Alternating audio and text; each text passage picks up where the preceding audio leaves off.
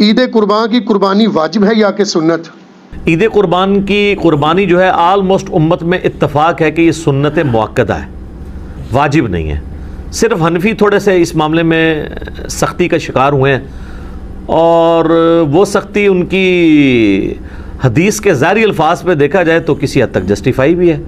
سنن ابن ماجہ میں حدیث ہے، المستدرک حاکم کے اندر موجود ہے، مسند امام احمد میں ہے، امام حاکم نے بھی اسے صحیح کہا، امام ذہبی نے بھی موافقت کی کہ جو لوگ استطاعت کے باوجود قربانی نہیں کرتے وہ ہماری عیدگاہوں سے دور رہیں۔ تو اس میں چونکہ ایک وعید ہے، اس کی وجہ سے امام حنیفہ کا یہ موقف ہے کہ عید قربان کی قربانی واجب ہے۔ لیکن ہم پہلے بھی آپ کو بتاتے ہیں کہ احادیث کو آپ نے صحابہ کے فہم کے مطابق دیکھ کے چلنا ہے، سلف کے فہم کے مطابق نہیں، صحابہ کے فہم کے مطابق۔ سلف تو امام حنیفہ بھی ہیں، انہوں نے فہم غلط لے لیا ہے، تو سلف کے فہم سے مراد ہے صحابہ کا فہم۔ صحابہ کا فہم یہ ہے کہ مصنف عبد الرزاق میں اور سنن الکبریٰ البیہقی کے اندر موجود ہے کہ سیدنا ابو بکر اور عمر رضی اللہ عنہما بعض اوقات جان بوجھ کے عید قربان کی قربانی چھوڑ دیا کرتے تھے تاکہ لوگ اسے واجب نہ سمجھ لیں۔ تو عید قربان کی قربانی سنت ہے، واجب نہیں۔ اہل تشیع کے ہاں بھی یہ سنت ہے، واجب نہیں ہے۔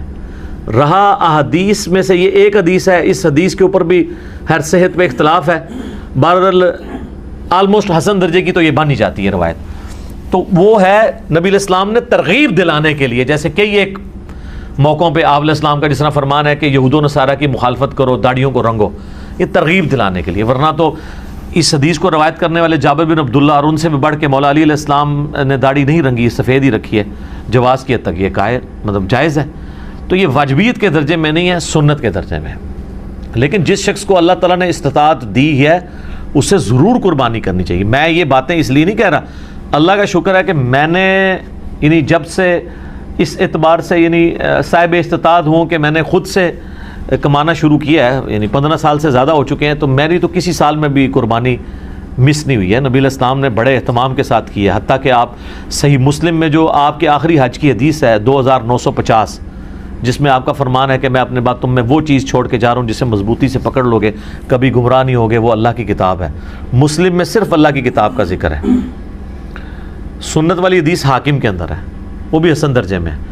اور رہی غدیر خم کی حدیث، وہ تو حجۃ الوداع کے موقع پہ نہیں بلکہ واپسی پہ خم نامی گاؤں میں، وہ مسلم شریف میں ہے 6225 سے 6228۔ تو بخاری مسلم میں جو حدیث ہے 2950 2950 2950 جابر بن عبداللہ سے، وہ بڑی رکت انگیز حدیث ہے۔ جابر بن عبداللہ آلموسٹ نابینا ہو چکے ہوتے ہیں، تو امام باقر ان کو ملنے کے لیے جاتے ہیں، تو ان کو بتایا جاتا ہے کہ حضور کا بچہ آیا آپ کے پاس، امام باقر حضرت حسین کے پوتے، تو وہ ان کو اپنے پاس بٹھاتے ہیں، تو حضرت امام باقر اس حدیث کو روایت کرتے ہیں، اور امام باقر سے امام جعفر صادق نے بیان کیا ہے، اور 2 واسطوں سے امام مسلم نے لی ہے۔ تو امام باقر کہتے ہیں کہ جابر بن عبداللہ میرے یہ سامنے کے بٹن کھولتے ہیں اور میرے سینے پہ یوں ہاتھ رکھتے ہیں اور کہتے ہیں تم میرے نبی کے بیٹے ہو، تم مجھ سے جو پوچھنا چاہتے ہو پوچھو۔ تو وہ کہتے ہیں میں آپ سے پوچھنے آیا ہوں کہ نبی علیہ السلام نے حج کس طرح کیا تھا۔ تو وہ حج کی آلموسٹ 7-8 صفحوں پہ لمبی حدیث ہے، مسلم شریف میں 2950 اور مشکات میں دوسری جلد میں حج کے چیپٹر میں پہلی حدیث یہ ہے نبی علیہ السلام کے حج پہ۔ یہ امام باقر نے روایت کی ہے، ان سے امام جعفر نے سنی ہے، اور پھر بعد میں 2 واسطوں سے امام مسلم نے لی ہے۔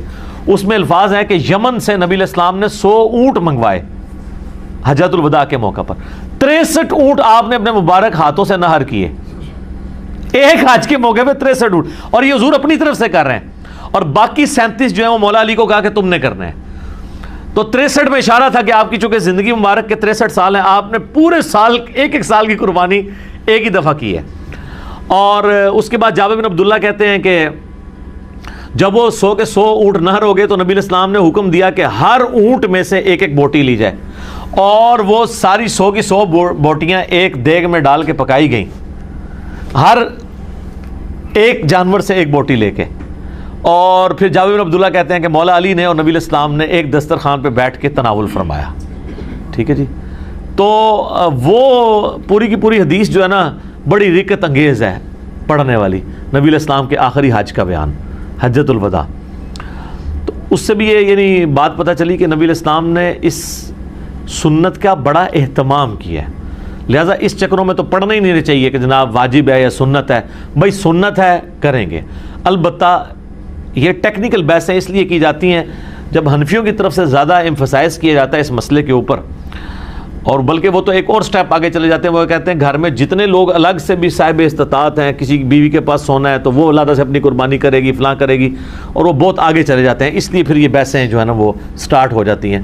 تو یہ سنت ہی ہے, واجب نہیں ہے, لیکن سنت مؤکدہ ہے, سنت دائمہ, متواتر اور مسلسل بھی ہے.